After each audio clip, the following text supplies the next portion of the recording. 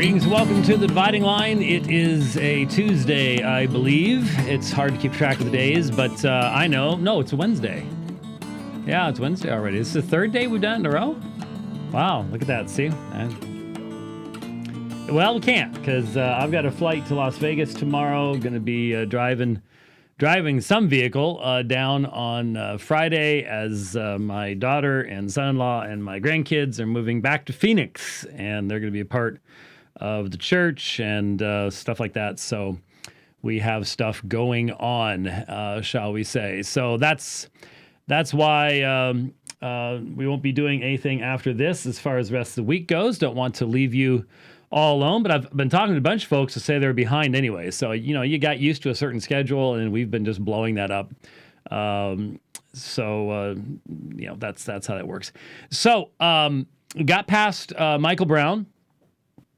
It tightened up a little bit toward the end, but it was 64-36, I think, on that one.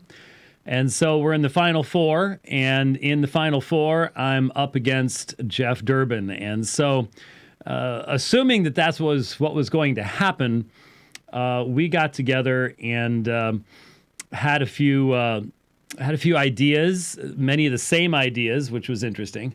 But we wanted to do something to, keep the brackets interesting and stuff like that. So we put a little something together, and it dropped this morning. I don't know if you've seen it or not. But what's it like when Jeff and I compete with one another? And so here's a little something enjoyable to start off with, and to record it on another platform. Here's a little competition between Jeff and I for the bracket competition that's going on right now.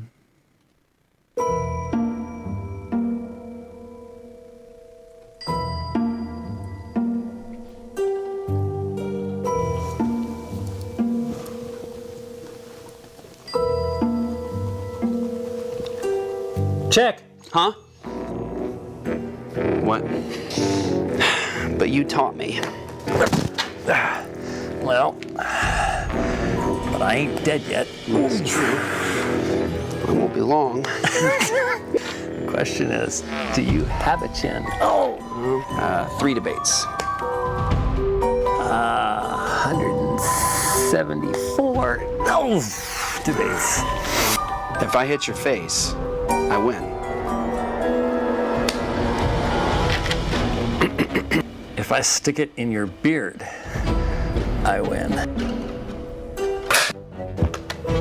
Really?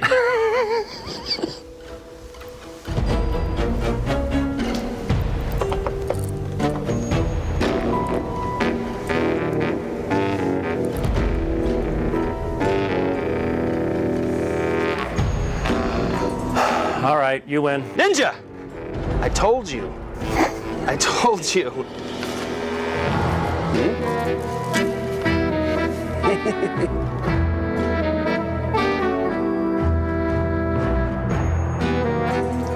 Really? James, you're taking this too seriously.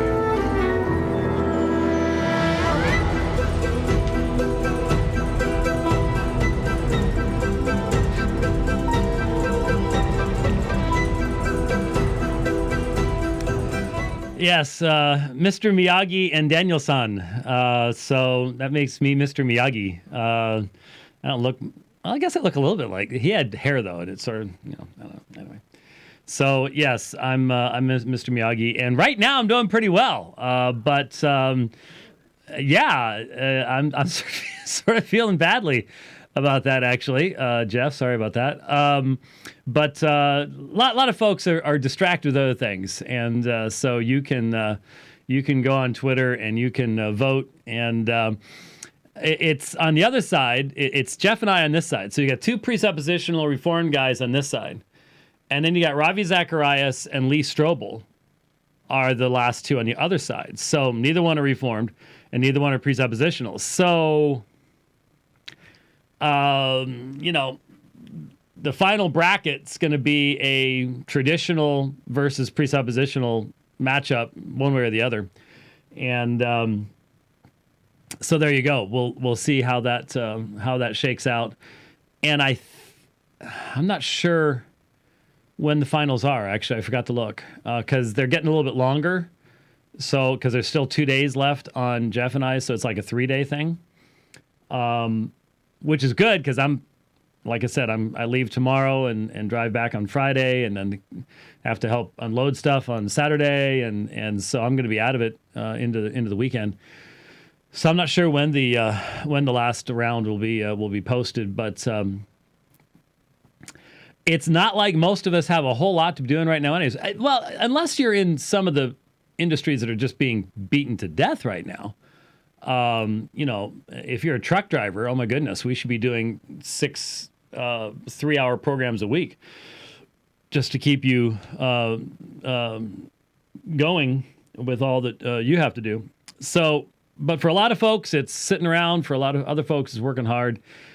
Difficult days. Let me show you something that was that I saw this morning was posted.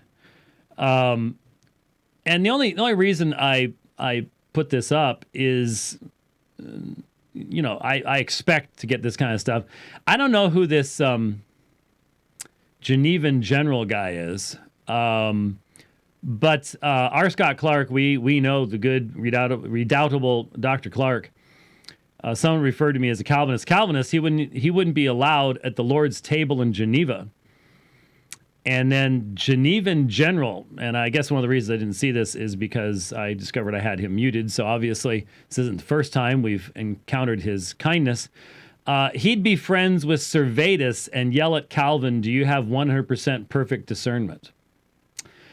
So part of it's just humorous. I mean, it's sort of silly, especially because the one guy obviously really does believe what he's saying.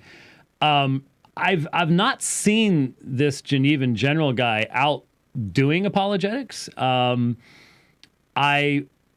If he'd like to send me a picture of him being in the audience supporting me while I was debating Yusuf Ismail in the largest mosque in South Africa a few years ago, defending the deity of Christ and the Trinity in that kind of a situation, and hence refuting Servetus and his. In fact, depending on exactly how you interpret Servetus, I've probably debated far more people that hold Servetus' position than this guy has ever even met in his life.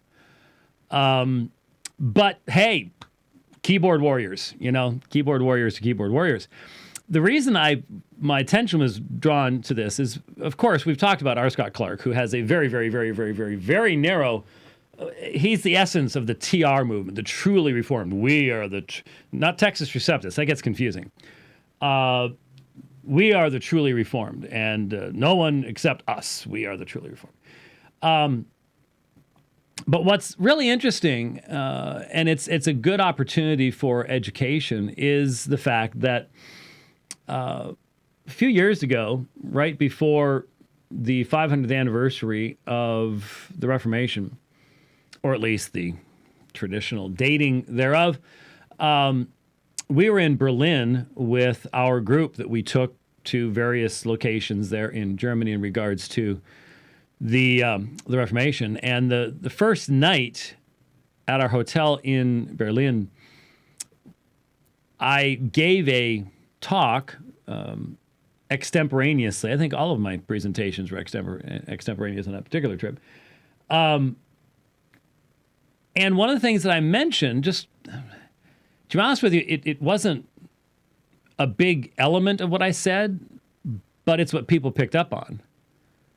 As I said, now I'm well aware of the fact that many of the men that we will be studying will be visiting birthplaces where they died, where they ministered, so on and so forth, would not have extended to me the right hand of fellowship. And in fact, would have banished me, imprisoned me, or even executed me.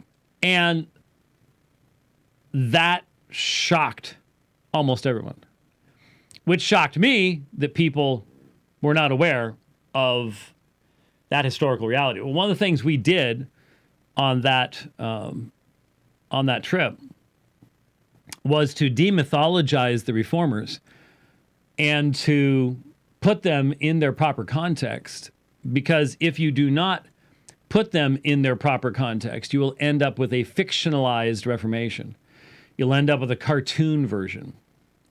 And unfortunately, that's what a lot of people had in 2017 and continue to have today, is a fictionalized, false, shallow understanding of what was going on back then. And especially as we stood in the Wartburg Castle, where Fritz Erbe was imprisoned and where he died, a lot of people had to struggle with the reality of what sacralism is and the narrowness of the thought that sacralism produces and produced at that particular point in time.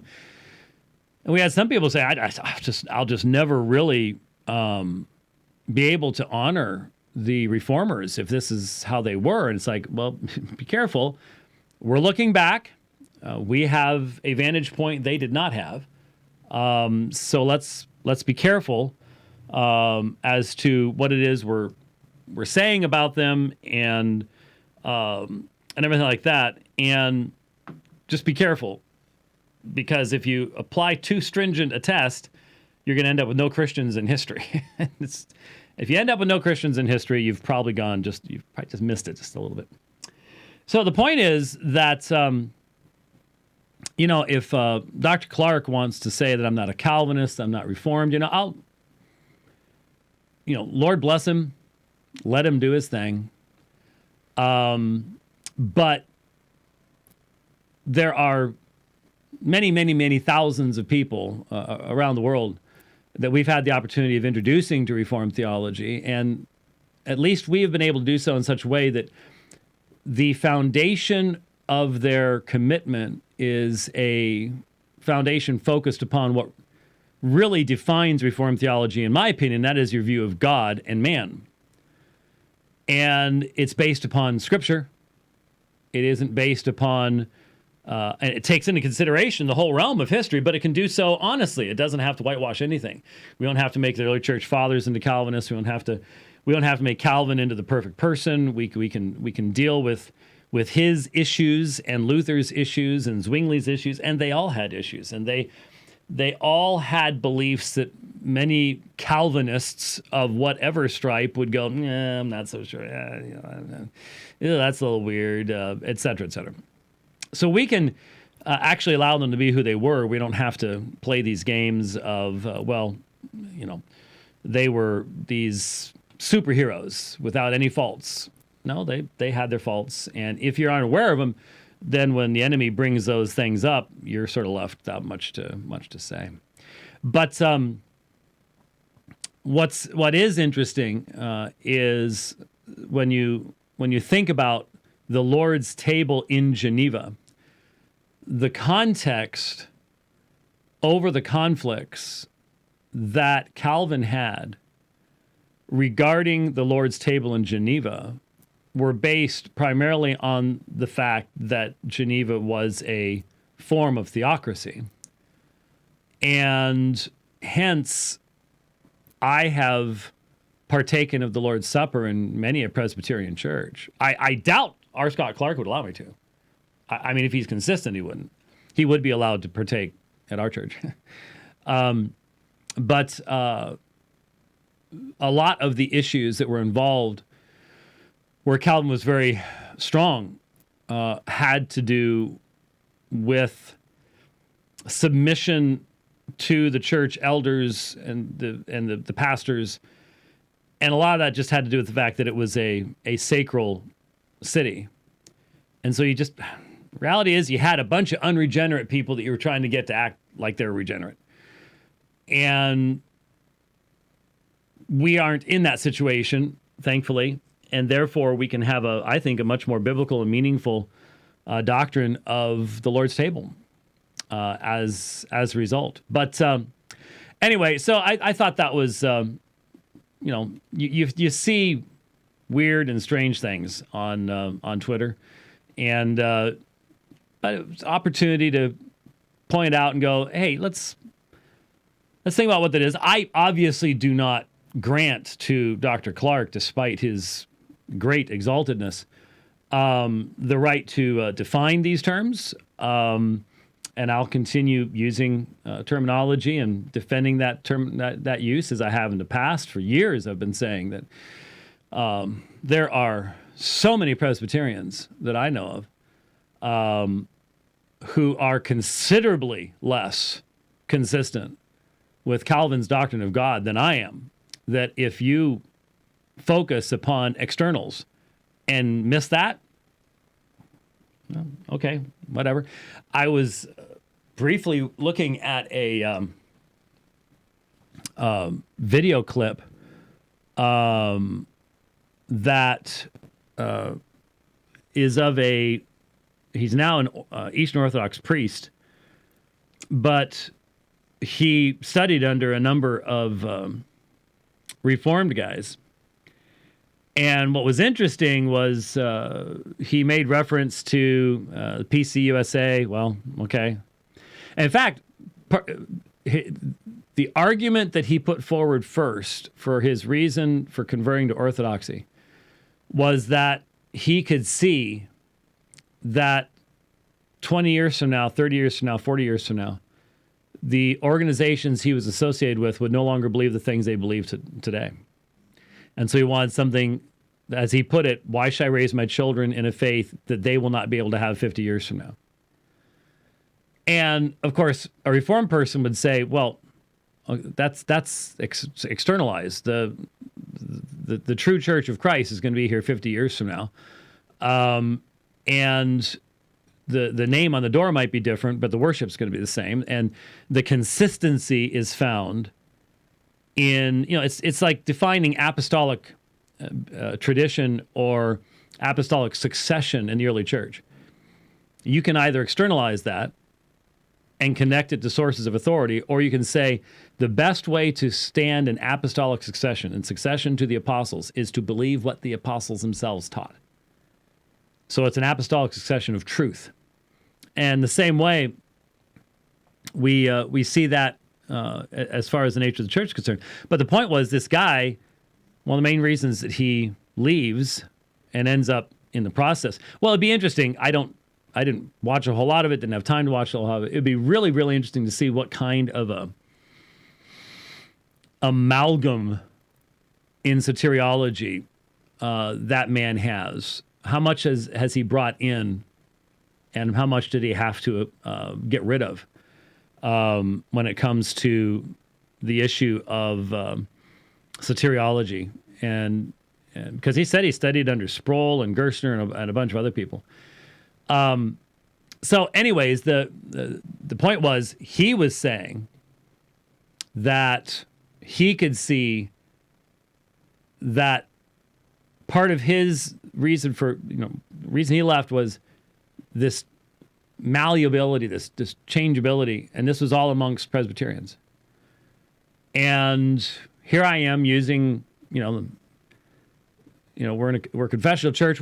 I teach the catechism in each service. We do a catechism question in every service. And it's Keach's catechism. It's called the Baptist Catechism, Keach's Catechism, but it's the one Spurgeon used, and it's based on the London Baptist Confession. And it's right now we're dealing with the offices of Christ, and so who has had more fracturing and splintering toward liberalism?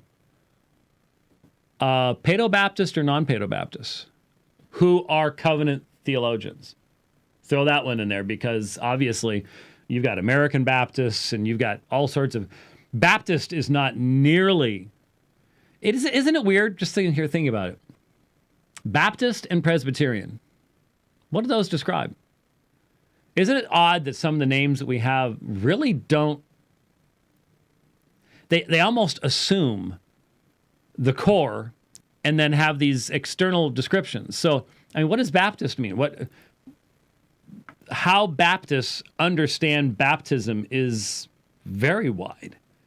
Very, very wide. And there have been tons of heretical groups that have believed in credo baptism.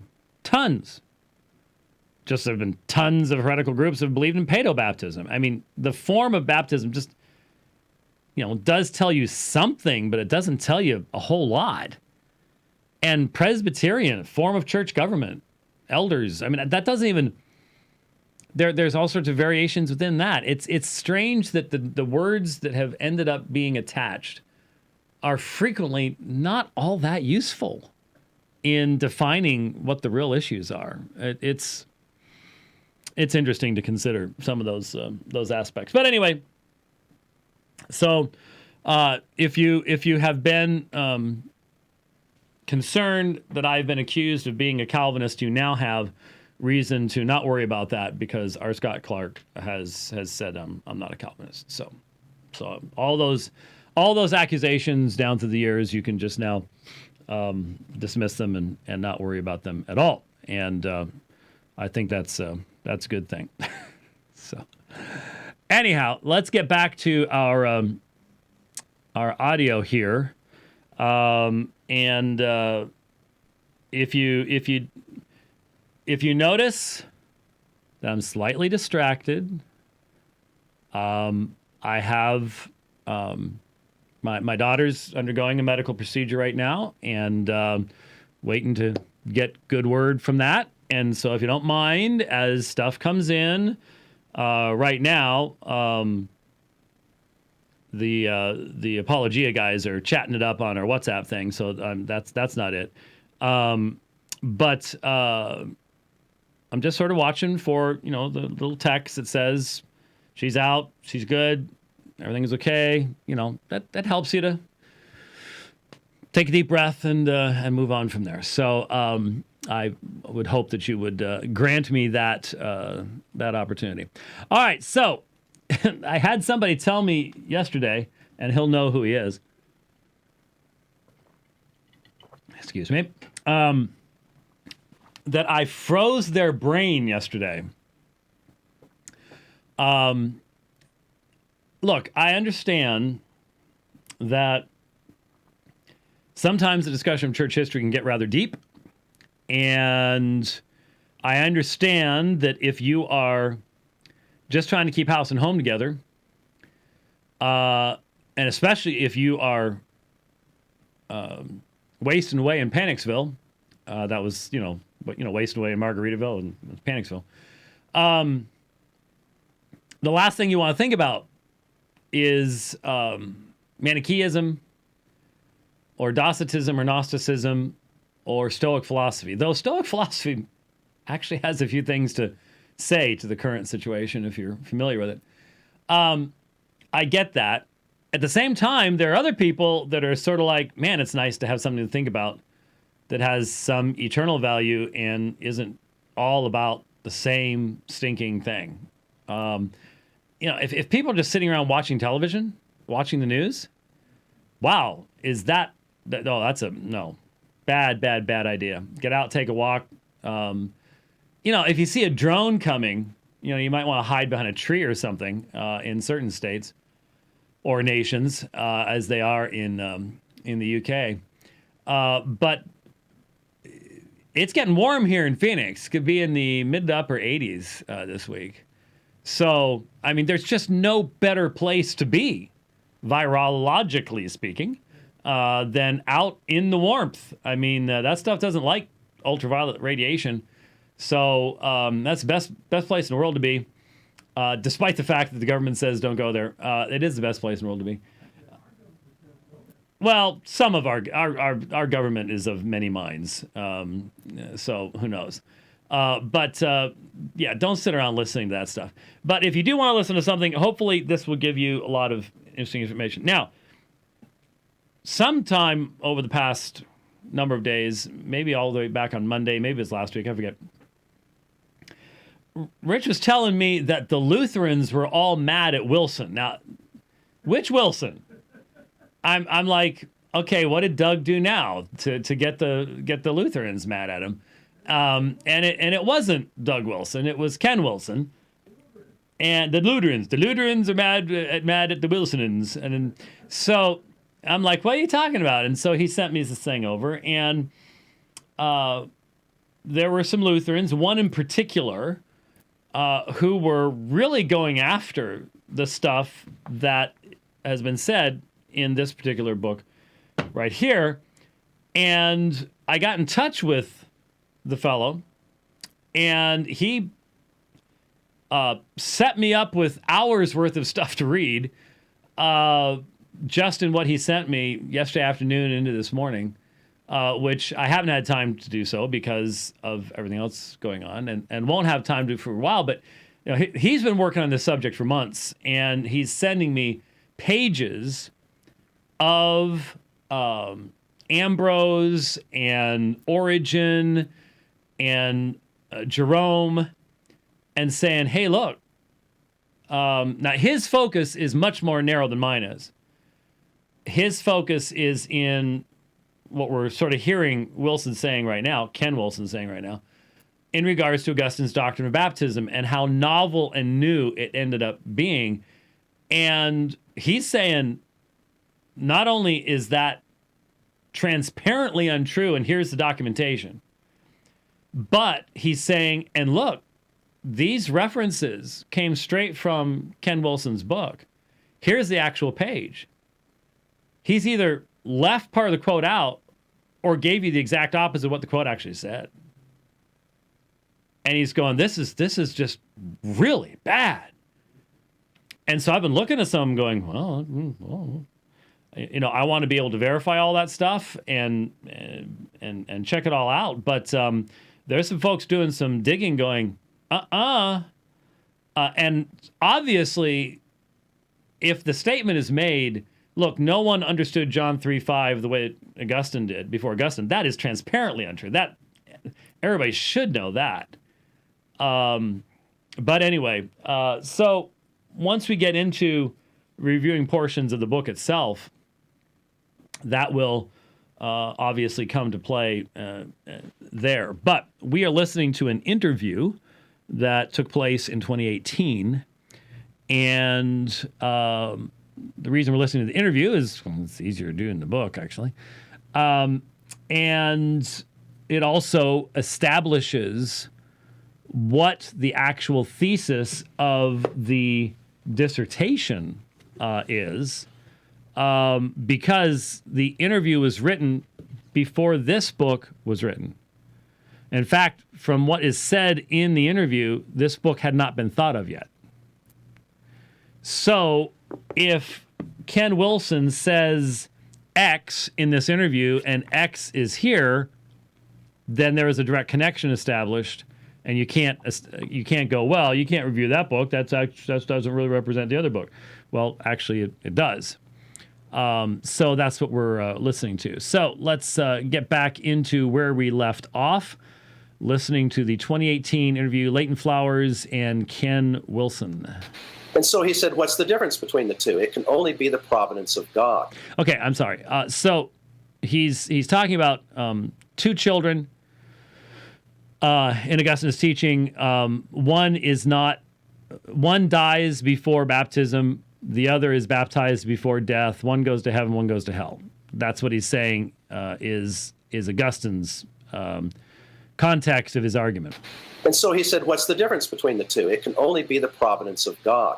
That God decides whether a baby is saved or not saved based on whether that baby gets to the font, and he's the one who controls the circumstances. Therefore, it's not the human will that can save you. It only appeals for good or only avails for evil. So God is the one who decides, and it has nothing to do with the human person. And that's the way he justified his argument, was through infant baptism. Now, the connection between Augustine's doctrine of baptism and those who went before him is important, because what he's saying is Augustine is developing his doctrine of baptism having gone back to Manichaeism for his interpretation of all the rest of this stuff, specifically divine determinism, et cetera, and that this is seen in what prompted the argument with Pelagius in regards to the subject of baptism. Therefore, if in fact you can demonstrate that there were people before Augustine that had the same view of baptism that Augustine did, that you're not claiming were Manichaean, and you can't establish any type of relationship between themselves and Manichaeism, then obviously the thesis fails at that particular point, is basically what some of the discussion going on is all about. So the debate wasn't really so much about Calvinism, Arminianism as we know it today, obviously, because it's obviously anachronistic in the sense that that's not until years later, obviously. But the whole debate. Did he say anachronistic? Okay, all right. It's anachronistic, but huh?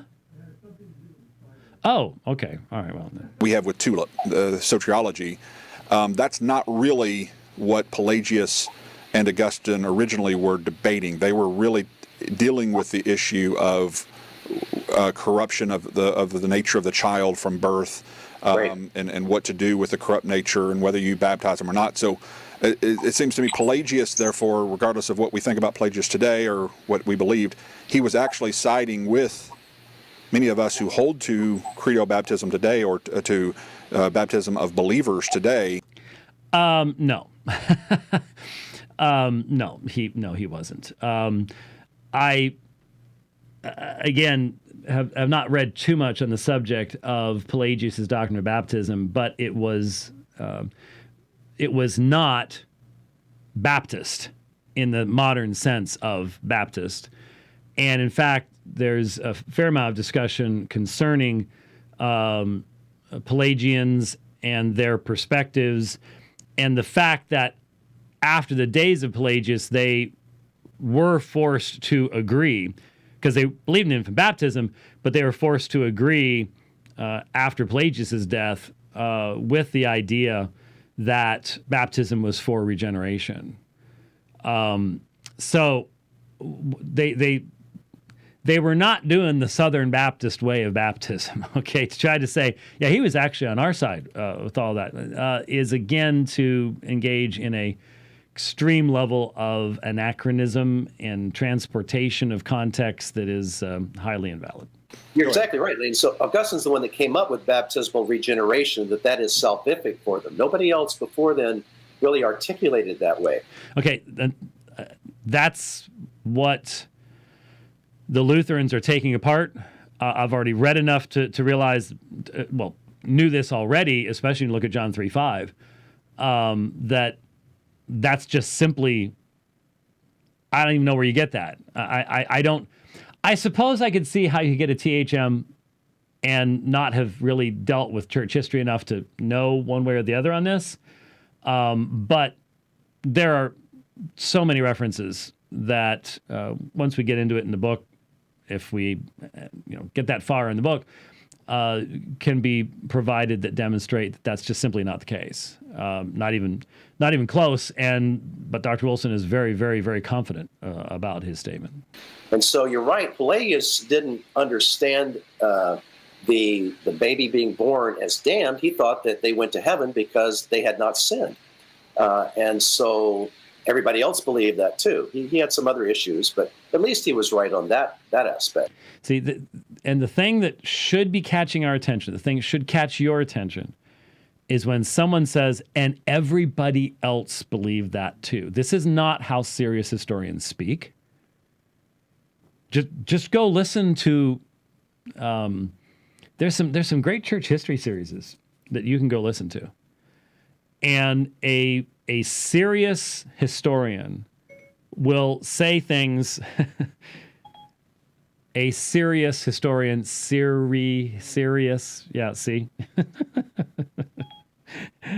turned upside down. The problem is upside down that I can't see what. Yours, yes, yours. If you ever say something about Google, it will. So yeah, that's right. Well, it's listening to you all the time anyway, so don't worry about it. What were we talking about? A serious historian will be very careful to say that something along the lines of, as far as extant records indicate, the majority of contemporary writers seem to view this subject in this way, while this writer seemed to take another perspective. So that's the balanced, careful way. What you get with this material is everybody. This is brand new. No one had ever thought of this before. And when you use that kind of language, you're begging for refutation. You're begging for someone to come along and say, well, look at what Origen said back here. And look at what Ambrose said over here. And now, since you've laid it all out that way, you end up getting refuted. And so one must be very careful with one's language. But what this does is it ends up forming an argument from authority because of how the interview began. And what you really have going on is, well, this guy went to Oxford, and everybody goes, Oxford's really, really brilliant. Well, that's not actually the case any longer. It never really was fully the case, but it's certainly not the case any longer. Unfortunately, I wish that it were, but anyway. From Adam's decision in the garden, would that be an accurate assessment? Exactly, Leighton. And that's the Manichaean view. It came right out of Manichaeism. That's not a Christian view. And Augustine, with his 10 years, picked that up and brought it into Christianity to fight the Pelagians. I must have messed up the color coding there. Let's see what the context was there, because it's important, because here is now Wilson saying this is the Manichaean view. It's been brought into Christianity. So remember, Manichaeism, fundamentally dualistic, no single deity who's the creator of all things, a mixture of Buddhism, Zoroastrianism, Gnosticism, and Christianity, a true jumble of things. And so let's see what the context was here. They are of an age where they can give an account. They are responsible, which means they have the ability to respond willingly or unwillingly to God's appeals, and therefore they're held responsible for their choices. That's what I mean by it, and that's what most people, generally speaking, intuitively would think of the word as responsible. But yes, when an Augustinian, as taught by him later in his life, or a Calvinist says, well, no, Leighton, we believe men are responsible too. They don't mean that. What they mean is that men can't respond willingly or positively to God's offers, but they're still culpable or held guilty because of the imputed guilt from Adam's decision in the garden. Would that be an accurate assessment? Okay, now this is important because this gets us to Romans chapter 5. It gets us to federal headship. And this is a discussion of Christian theology. This is talking about how God deals with his creation. There is no way to address that particular subject within Manichaeism because you don't have a single God. You don't have the one God who creates all things. Just like you don't have one Jesus. You've got multiple Jesuses. Okay? So, let me, maybe this illustration will help. When we go out and witness to Mormons, as we have done for decades, we sometimes would discuss issues like the First Vision.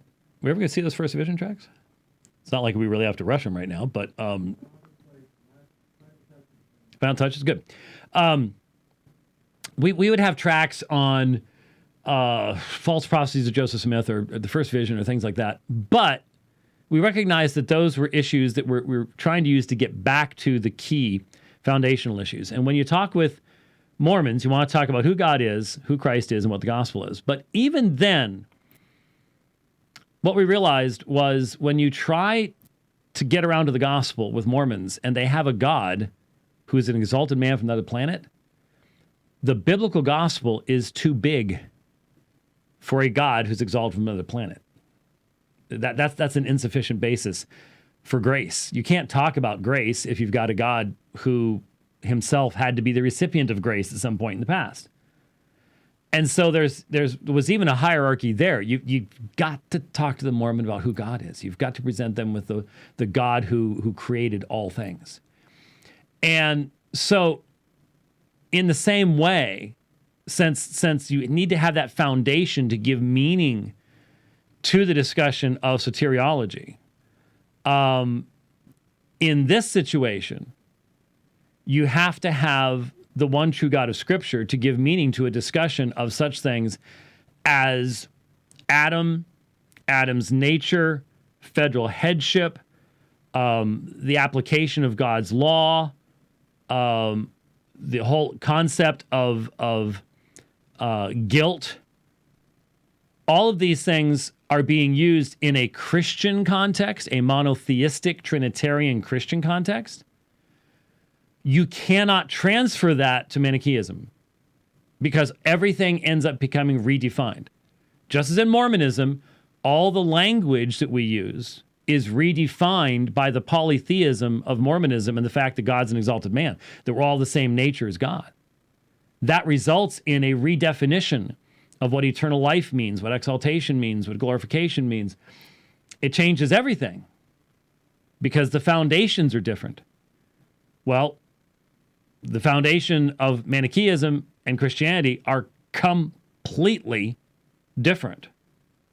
So if you just pick up the terms out of a Christian context and then try to map them over to Manichaeism without changing the language, you're going to be twisting everything.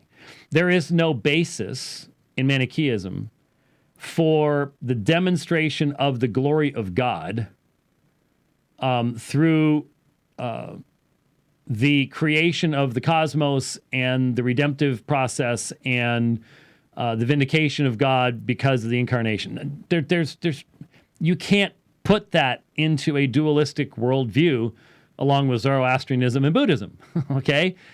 So if you just pick that stuff up, so a careful scholar should hear Leighton Flowers saying all of that and should say, no, this is not, okay, she's out, ready to come home. Yeah. That's good. That's good to see. This is not a valid question because we're crossing categories. That should be the response to Leighton Flowers here. Should be, Leighton, you're mixing categories, you're mixing language. It will inevitably create confusion. That's not what you're going to get because Leighton's confusion has been created by reading Ken Wilson's book. Because it's Ken Wilson who has the same confusion. And that's what we hear here. Exactly, Leighton. And that's the Manichaean view. It came right out of Manichaeism. That's not a Christian view.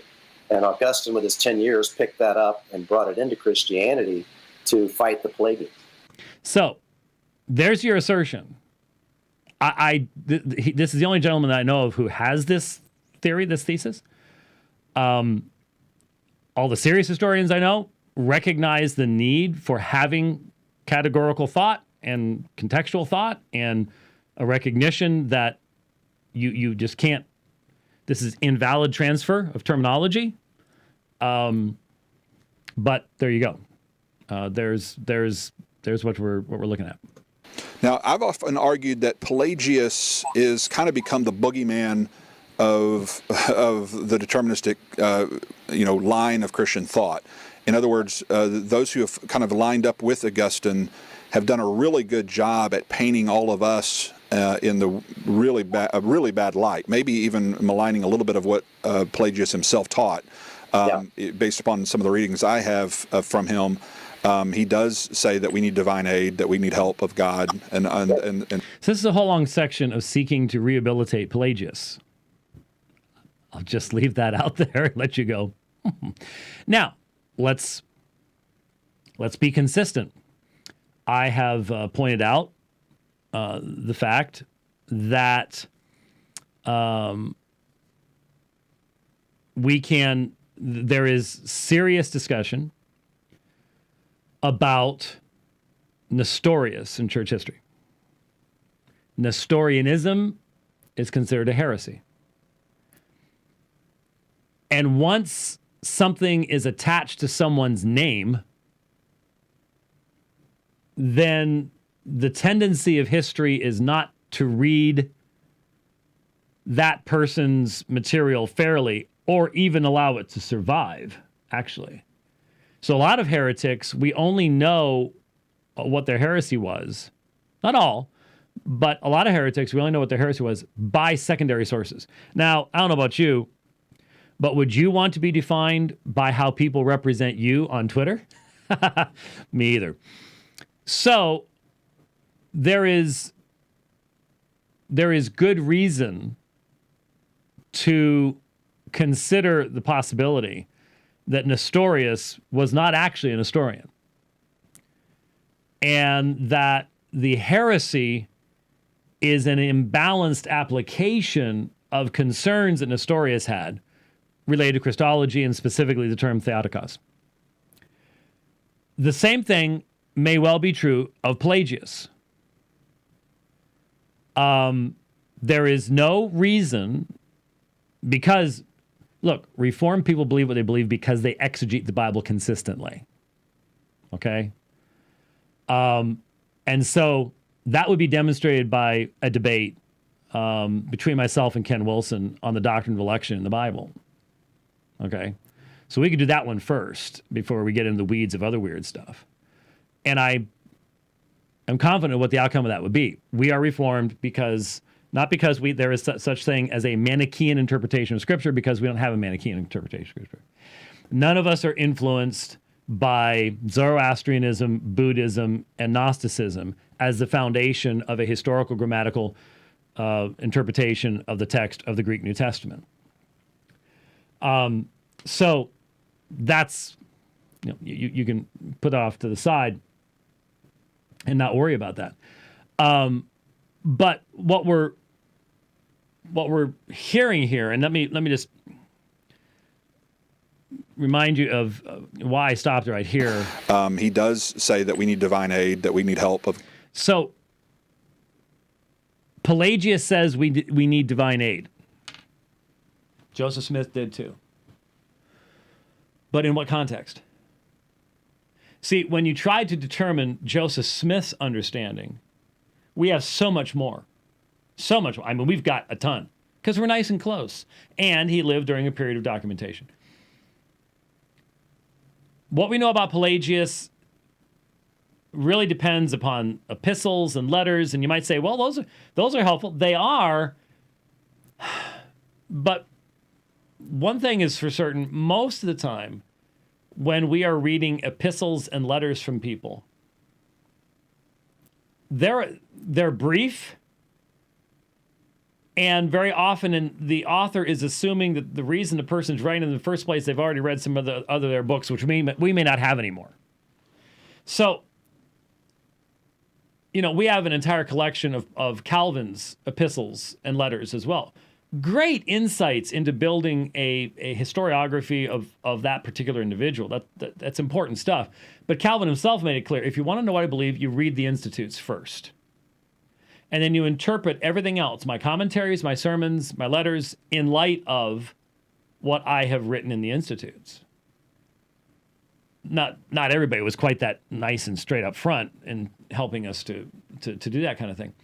So is it possible that Pelagius was not as Pelagian as later generations would say? It is.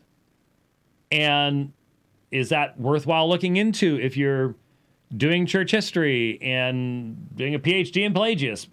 Obvious. But that's not. And the problem is when people look into church history and don't have access to a lot of the original, well, not even original sources. Very, very few people have access to original sources, as in the TLG or the Patrologia Latinae or whatever else it might be. The writings of the early fathers in Latin, Greek, and then even then, some of that stuff has not been translated into English, and some of it hasn't been collated. So, but even if people have the English translate, the Schaff set, the 38 volume set used to be from Erdman's, now it's from Hendrickson. That's still only a window. That's still not everything. And I don't know of almost anyone who's actually read all of it. There are some. That's just what they do. They don't do anything else. That's what they do, is they sit around and read early church writers. And that's great. That's fine. But the reality is we only have a certain amount of information. That's why we have to be so careful. And so we don't have to defend the idea that Pelagius was identical to what was attributed to him 300 years later. That's not why I believe what I believe. So you can be open to maybe Pelagius had some other perspectives or something. The issue is the guy who's saying this has written an article saying you don't even need to have prevenient grace. That you are capable just the way you are without grace to be able to respond responsibly to the gospel. That's really where the issue should be joined. Very frequently isn't. But again, more thoughts to help us have a balanced understanding of church history. And several of his teachings. And so I've always been taught that Pelagius believed that we were born good and without any problem. We don't need any of God's help and that we can do all these good things. But reading Pelagius, he never, at least from what I read, he never said that. And it seems as if the common practice of that day is if somebody was deemed a heretic or whatever, they would often burn you and your writings. And so much of what we have from Pelagius didn't survive. And so he seemed to become this boogeyman, almost like Hitler's a boogeyman. He's a bad character. And so like in the political world, if I can link Donald Trump to Hitler, if I can link Barack Obama to Hitler, then I can make a case, look, that guy said something that Hitler said once. He's a bad character. And we can do the same thing to Pelagius. We can say, look at what Pelagius believed. He was a bad character. And those dirty Arminians or those dirty provisionists or those Southern Baptist traditionalists, those grace guys over there, those guys are teaching things that sound a lot like what Pelagius taught. Therefore, they're Pelagian or they're... Now, we know what Leighton's complaining about here. But did you catch the groups he put together there? There was one part there that I wanted to catch. Did you catch he said the grace guys? Do you know who they are? Because remember, Wilson teaches for a seminary that was marked by anti-lordship, no repentance. And they call themselves the grace guys or free grace. We call it cheap grace, but anyway, so the provisionists are making allies out there, which would require them, I guess, to be friendly toward the idea that, repentance is not actually a requirement of salvation. I'm wondering how that fits. There's a lot of Southern Baptists that buy that stuff, so maybe it does. Semi-Pelagian, if nothing else. They're boogeymen. Could we not turn that around? I mean, legitimately, could we not, if we were practicing the same principle, could we not call them semi-Gnostics? No, you couldn't. Not logically.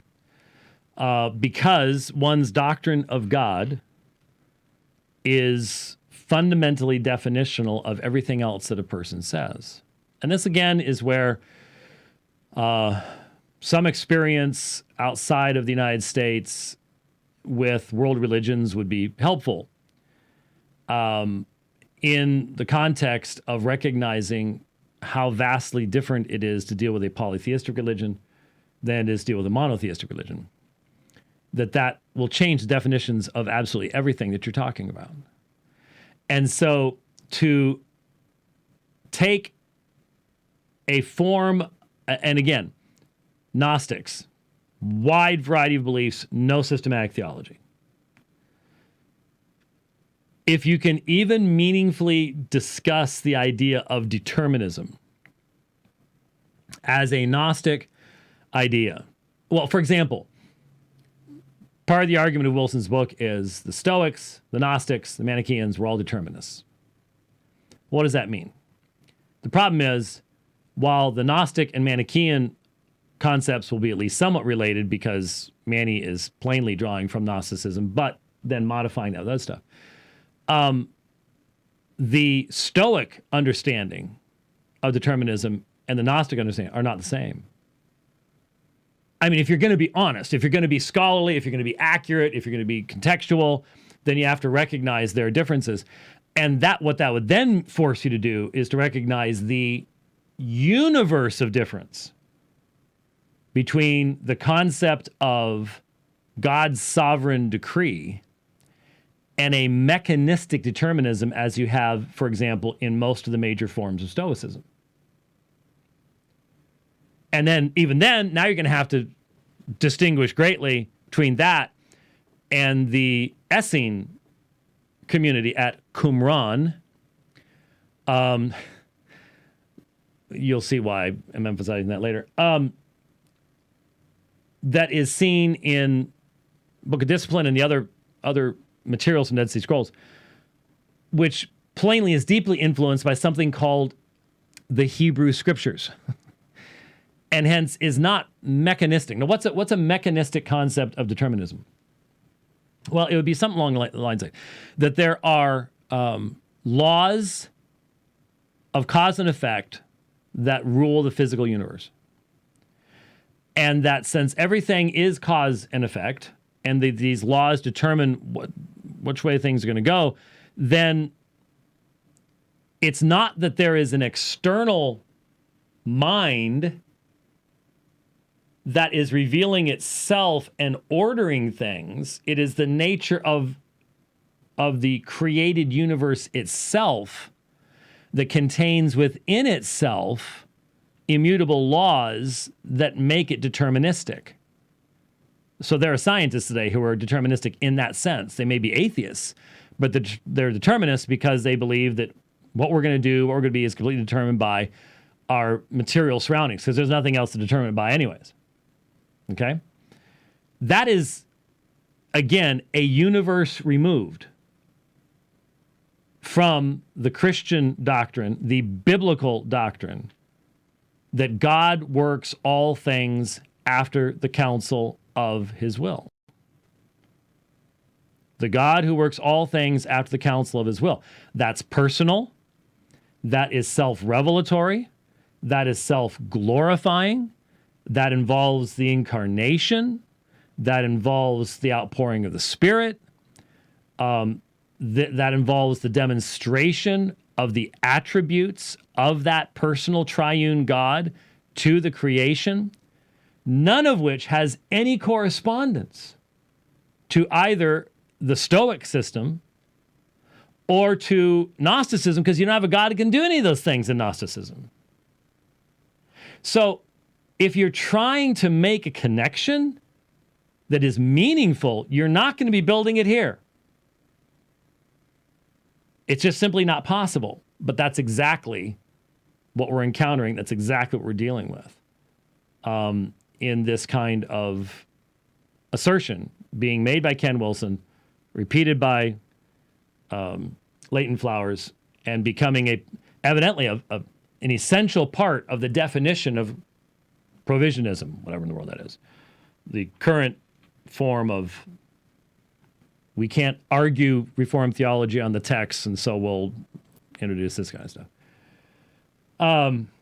So hopefully you're starting to see, hopefully I'm communicating to you the importance of being able to see context and to keep proper categories and to be accurate in your representation as best you possibly can be, even with people you disagree with, and not make these types of invalid connections. Believe me, apologetics books, this is one of the greatest problems with apologetics books. Quick illustration, we'll go a minute or two over. Illustration of this. We have, for decades, unfortunately, been separated from other ministries, some other ministries, not all, some other ministries, because we have insisted upon this concept of being accurate in your representation and accurate in your use of language. And so when the second Godmakers film came out, we were a tiny little ministry. I mean, we couldn't really even stand on our own 2 feet. But we were committed in principle to accurately representing what Mormonism says. And there was stuff in the second film that just wasn't accurate. And we came out and said it and made ourselves pariahs for so doing. Because you can't provide a truthful critique of Mormonism when you're being untruthful in the arguments that you're using. Or you're using double standards, so that when the smart Mormon comes back at you and comes at your faith using the same type of arguments you're using against theirs, you see how that works. And so we've attempted to be very, very consistent about this all along. Apologetics books do very often contain argumentation where you take language that's defined in one context and you artificially apply it to another context and create a false connection, a false synthesis, and then make an argument based upon that. That, unfortunately, is something that you do find in apologetics works. And if I've done it, I apologize, but I'm not aware of it. There's something I have always sought to not do and to model for others not to do the same thing, because it's the only way to be consistent and careful and accurate. And we demand that of others. We say to others, you need to be accurate. And therefore we have to do the same thing. All right. So with that, as I said, normally there would be a program tomorrow and so on and so forth, but we're not going to be able to do that this week. So the plan would be to be back with you as quick as we can next week. Something tells me that something's probably going to happen between now and next Monday. That at least one thing is going to happen between now and Monday. I mean, when you have the government literally saying that you're going to have 100 to 250,000 deaths in the next 2 weeks, something's going to happen. Yeah, something's going to take place. But hey, we continue to serve the Lord who is on his throne, and none of this has taken him by surprise. Took us all by surprise, at least the specifics of one of many COVID viruses, but still. So, Lord willing, next Monday, we'll see you then. God bless.